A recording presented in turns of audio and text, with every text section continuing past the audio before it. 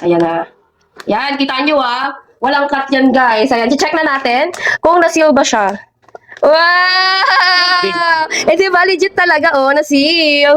Ayan, tignan nyo, Hello, guys! Problema nyo nga din ba yung mga tira-tira yung mga gatas katulad nito? Di kayo ibang pagkain na tira.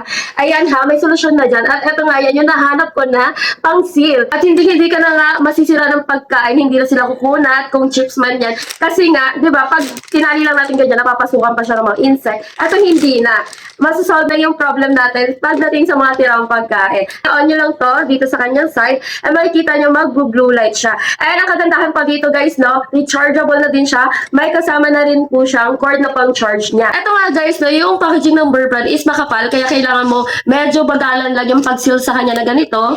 Tapos bago niya siya gamitin ito, maganda, mapainitan nyo muna siya. Ayan na.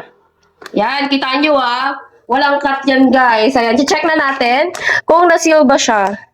Wow! Eh, di ba, legit talaga, na-seal. Ayan, tignan nyo, Tapos, ito naman yung pang-unseal niya. Ayan, kung gusto nyo i-open, gamitin nyo lang itong pang-unseal niya.